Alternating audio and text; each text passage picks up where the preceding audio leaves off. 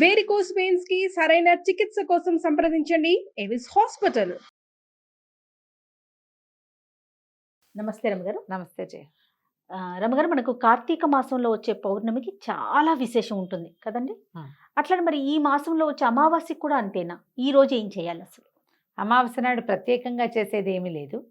అమావాస్య నాటికి 30 రోజులు పూర్తవుతాయి. కార్తీక 30 రోజులు పూర్తవుతాయి. అయితే ఈ అమావాస్య వెళ్తూ ఉండగానే పాడ్యం వస్తుంది కదా. అవును, దాన్ని పోలి పాడ్యం అంటారు.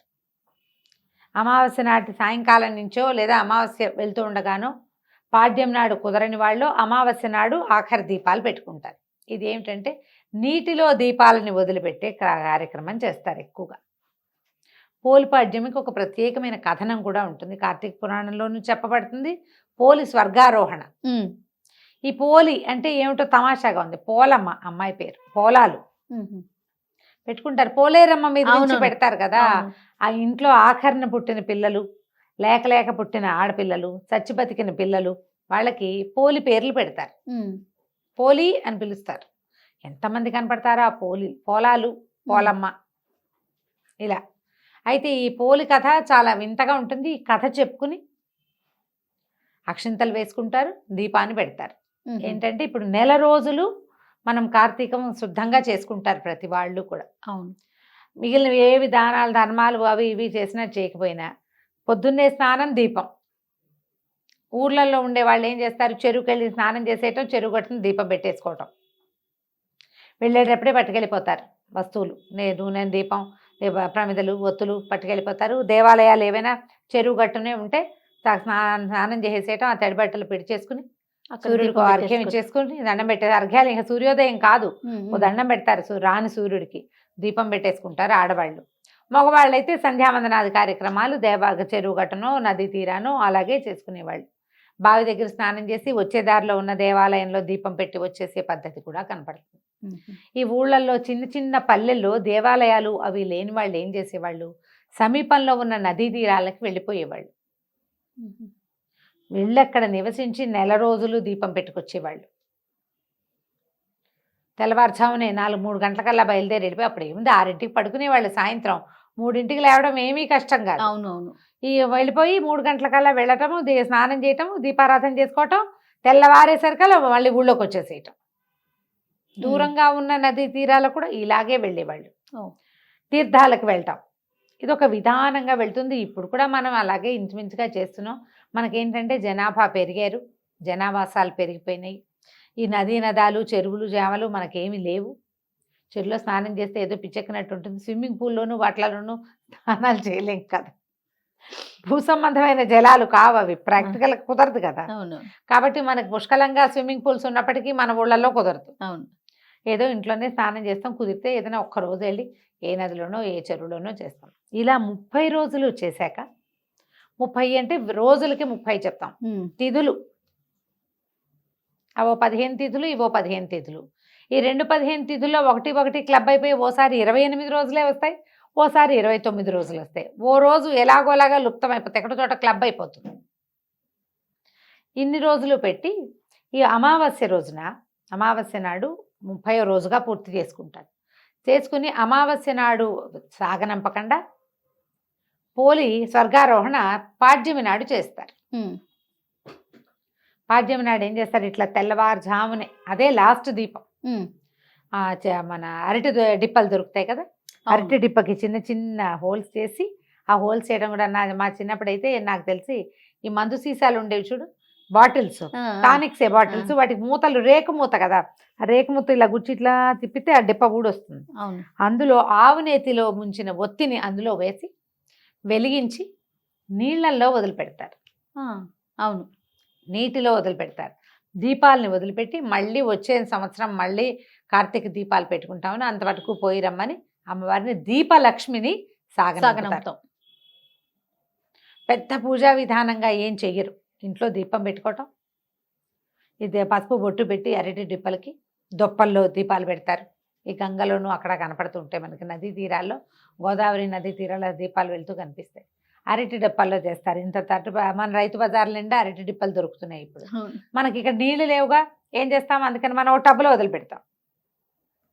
దాని నియమం ఏమిటి, అమావాస్యతో నాడు తెల్లవారుజామున దీపాలు కనిపించడం వెలుగు.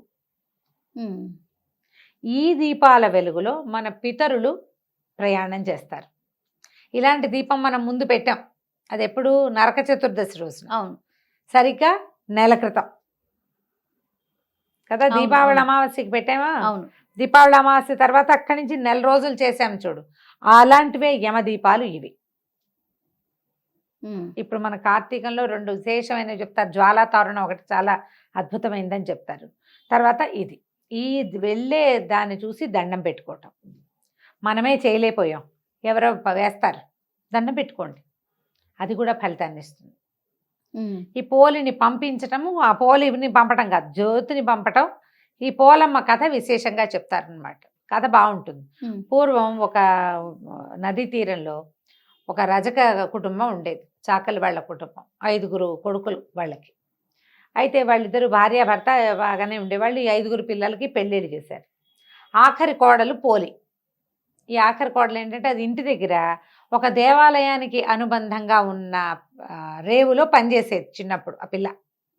అప్పుడేంది 10 ఏళ్ళకే పెళ్ళిళ్ళు చేసేవాళ్ళు కదా.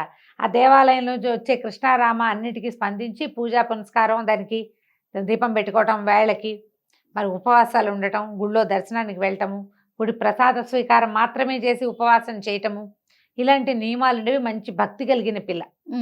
ఎప్పుడైతే ఈ భక్తి కలిగిన పిల్ల వీళ్ళ ఇంటికి వచ్చిందో, వాళ్ళ అత్తగారికి వీళ్ళ ఊళ్ళో కొంచెం భక్తురాలని పేరుంది, పూజలు బాగా చేస్తుంది అని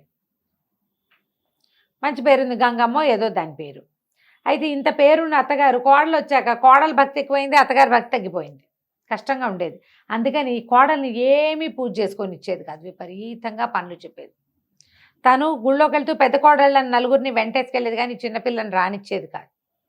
ఇంట్లో దానికి ఏదైనా కృష్ణారామ అనుకోవడానికి వీలు లేకుండా ఏది చేయనిచ్చేదే కాదు. పని పని పని, పాలు తీయాలి, వెన్న తీయాలి, అది తీయాలి, ఇది తీయాలని 100 పనులు చెప్పేది. ఊపిరాడని రకంగా చేసేది.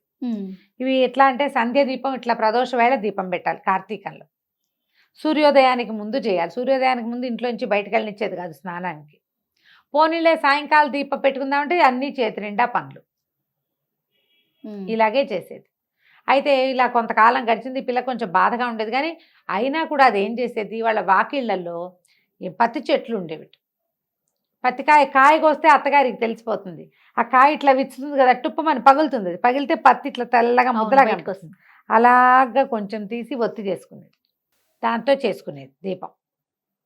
లేకపోతే అరటి నార తీసి అరటి చెట్ల దవ్వలాగితే నార వస్తుంది. పువ్వులు కడతారు మద్రాసు అయితే, నీకు తెలిసి ఉంటుంది కదా. ఆ నారని సన్నగా పేని అది ఒత్తులుగా వాడుకునేది. ఏం చేసేది, మజ్జిగ చేసి చల్లకవ్వానికి జిడ్డు వెన్న అంటుకుని ఉంటుంది కదా, అలాగా లాగితే గోళ్లలో నుంచి ఇంత కొంచెం కొంచెం వెన్న వస్తుంది. ఆ వెన్న ఈ ఒత్తికి అంటించి ఆ జ్యోతి వెలిగించి దేవుడికి చూపించేది. ఏదో ఒక రూపంలో రోజు దీపం పెట్టుకునేది. ఇలా ఒక నెల గడిచింది. సరిగ్గా అమావాస్య నాడు ఏం చేసిందట అత్తగారు, మరి అమావాస్య నాడు ఆఖరి రోజు కదా, కోడళ్ళందరినీ తీసుకుని వెళ్ళింటే దీనికి ఒక 100 పనులు చెప్పింది. వచ్చేసరికల్లా ఇల్లంతా మెత్తేసి చేసేసి పెట్టేసేయాలని చెప్పి పెట్టేసరికల్లా ఈ అమ్మాయి ఏం చేసింది, ఆ పూట అస్సలు సాగల పాపం. ఈ పత్తికాయ ఒకటి కనపడితే ఆ పత్తితోటి ఇది చేసి ఆ ఒత్తి పెట్టుకుని దీపం వెలిగించి దండం పెట్టుకుందట. అమావాస్య నాటి తెల్లవారుచావున. అమావాస్య వెళ్ళిపోయి పాడ్యం వచ్చేస్తుంది. అమావాస్య వెళ్ళిపోతుంది. ఈ దీపం పెట్టేసరికల్లా ఏమైంది, అప్పుడు దండం పెట్టుకుంది. ఏంటంటే, నేను ఈ నెల రోజులు ఎలాగోలాగా పెట్టాను, ఈ ఆఖరి జ్యోతిని నీళ్ళల్లో వదిలే అవకాశం లేకుండా అయిపోయింది నాకు. అమావాస్య నాడు వదిలిపెడతారని పోయారు వాళ్ళంతా. నీళ్ళల్లో వదిలేందుకు నాకు అవకాశం లేకపోయింది. అందుకని బాణలో వదిలిపెడతానని నీళ్ల బాణలో ఆ దీపాన్ని పెట్టిందట. అయితే సరిగ్గా ఏమైంది, అప్పుడు కార్తీక దామోదరుడు ఆయన పైనుంచి చూస్తున్నాడు నిలబడి. చూసి అబ్బో ఎన్నో దీపాలు ఉన్నాయి, మొత్తం దేశం కింద భూమి నిండా దీపాలు, జ్వాలా తోరణాలు కనపడుతున్నాయి, దీపాలన్నీ నడుస్తున్న దీపాలన్నిటినీ చూస్తున్నాడు. చూస్తుంటే ఒక చోట ఇట్లా గుండ్రంగా తిరుగుతోందట దీపం. బాణలో ఉంది కదా. ఆయన ఈ దీపం ఏమిటని ఆసక్తిగా చూస్తే ఈ అమిత భక్తి కలిగిన ఈ చాకలి వాళ్ళ చిన్నపిల్ల, ఒక 20-18 ఏళ్ల పిల్ల కనపడింది. ఆయనకి ఈ పిల్ల నచ్చి తన పార్షదులను పిలిచి సశరీరంగా ఈ అమ్మాయిని తీసుకురమ్మన్నాడు. ఈ లోపల ఏమైంది, తెల్లారిపోయింది. పాడ్యం తెల్లారితే ఇంకేముంది, వచ్చేస్తారు కదా వీళ్ళు. అత్తగారు తోడుకోడళ్ళు అందరూ బయలుదేరారు ఇంటికి. వస్తుంటే పైనుంచి ఒక విమానం దిగుతూ కనపడిందట, రెక్కలున్నది. చూశారు, అమ్మో ఇంకేముంది, బోలు వాళ్ళ అత్తగారు బోళ్ళంత భక్తురాలు గంగమ్మ ఇన్ని రోజులు కోడళ్ళని వెంటేసుకుని 1 నెల రోజులు దీపం పెట్టింది, 1 నెల రోజులు కార్తీక స్నానం చేసింది, దానికోసమే వస్తుందంటే వీళ్ళ పక్క నుంచి ఆ విమానం ఎగురుకుంటూ పోయి పోలి వాళ్ళ ఇంటి దగ్గర ఆగింది. దిగి వచ్చినటువంటి విష్ణు పార్షదులు అమ్మాయిని, రామ్మ నీకు విష్ణు సాయుధ్యం లభించిందని దాన్ని ఎక్కించుకున్నారు. ఎక్కించుకుంటే ఏమైంది, అది పైకి లేచేసరికల్లా అత్తగారు కోడళ్ళు అందరూ పరిగెత్తుకొచ్చారు. దీనికి స్వర్గం వచ్చేస్తోంది, మనకు రావట్లేదని అయితే కాళ్ళు వేళ్లాడేసుకుని ఒక కొసకి కూర్చుని ఉన్న ఈ పోలి కాళ్ళు పట్టేసుకుందట అత్తగారు. ఆ అమ్మాయికి దేవుడు ఏవో కథలు తెలుసు, కానీ ఈ స్వర్గాలు, ఆరోహణలు, తర్వాత విమానాలు, వాటిలో కూర్చోటాలు దానికి ఏం తెలుసు. అందరు పెద్ద మగవాళ్ళు ఉన్నారని సిగ్గుపడి ఒక కొస కూర్చుని కాళ్ళు వేళ్లాడేసుకుని స్తంభం పక్కన కూర్చుంది. ఆ వేళ్లాడేసుకున్న కాళ్ళని పట్టేసుకుంది అత్తగారు. అత్తగారి కోడళ్ళు పెద్ద కోడలు కాళ్ళని చిన్న కోడలు అలా వరుసగా ఒకళ్ళ కోళ్ళు అక్కడ పుచ్చుకుని మొత్తం 5గురు కోడళ్ళు వీటి అత్తగారు వేళ్లాడుతూ ఉన్నారు పైన. విమానం వెళ్ళిపోతుంది. ఇంతలో ఈ విష్ణు పార్షదుల లోపల కూర్చున్న వాళ్ళు చూశారు, ఎవరో వచ్చేస్తున్నారు, వీళ్ళంతా సశరీరంగా తమతో పాటు స్వర్గారోహణ చేస్తున్నారని. ఆయన యువతలకు వచ్చి ఆ అత్తగారిని చూసి, కోడల్ని దీపం కూడా పెట్టుకొని ఇవ్వలేదు, నీకెందుకు స్వర్గం లభిస్తుంది, నువ్వు ఏ అవకాశం ఇవ్వకపోయినా మానకుండా కార్తీక దీపం పెట్టింది కాబట్టి ఈ అమ్మాయికే స్వర్గం, నీకు స్వర్గారోహణ లేదని చెప్పేసి ఆడు చేతులు తెగొట్టేశాడు, కత్తిపెట్టి కొట్టేశాడు. 4 కోడళ్లతో సహా అత్తగారి భూమి మీద పడింది. ఎక్కడో తలా చోట పిట్టలాగా రాలి పడ్డారనమాట.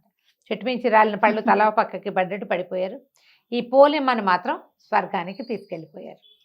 ఈ స్వర్గారోహణ కథ చెప్తారు. ఈ పోలమ్మని తలుచుకుని అక్షింతలు వేసుకోమంటారు, పసుపు కుంకం చల్లుతారనమాట ఆవిడ కోసం. అట్లా ఈ దీపానికి మనం ఎందుకని ఈ పాడ్యమి నాడు వదిలిపెడతారు. అమావాస్య నాడు కూడా వదిలిపెట్టచ్చు, కొన్ని ప్రాంతాల్లో చేస్తారు. పోలి పాడ్యమి, ఖచ్చితంగా పాడ్యమి ఘడియలు వచ్చాకే అమ్మాయిని పైకి తీసుకెళ్లారు కాబట్టి ఈ పోలమ్మని తలుచుకోవటం. ఈ రోజున ఏం ఉపవాసం ఉండరు, ఎవరైనా ముత్తైదుకు బొట్టు పెట్టి ఏదైనా తాంబూలం ఇవ్వటం మంచిది. పాడ్యమి దీపం పెట్టుకోవటం. మార్గశిర శుద్ధ పాడ్యమి, పోలి పాడ్యమి. మన కార్తీక శుద్ధ పాడ్యమి బలిపాడ్యమి లాగా ఇది పోలి పాడ్యమి. బొట్టు పెట్టి ఎవరికైనా ముత్తైదుకి తాంబూలం ఇవ్వచ్చు, రాజకులకు ఇస్తే మంచిదని చెప్తారు. పిల్లలు మనకి స్త్రీ వాళ్ళు తాకళ్ళు కనపడతారు కదా మనకు, మన పరిచయస్తులు, ఎవరికైనా బొట్టు పెట్టి తాంబూలం ఇచ్చి చీర రవికాయ ఇవ్వచ్చు. మీరు ఏదైనా ఇవ్వదలుచుకుంటే ఏది ఇవ్వదలుచుకున్నా ఈ రోజున ఇస్తే కనుక విశేషమైన ఫలితం లభిస్తుంది. ఆ స్వర్గారోహణ కథ వింటే మంచి అత్యద్భుతమైన ఫలితం లభిస్తుంది అంటారు. నమస్తే. నమస్తే.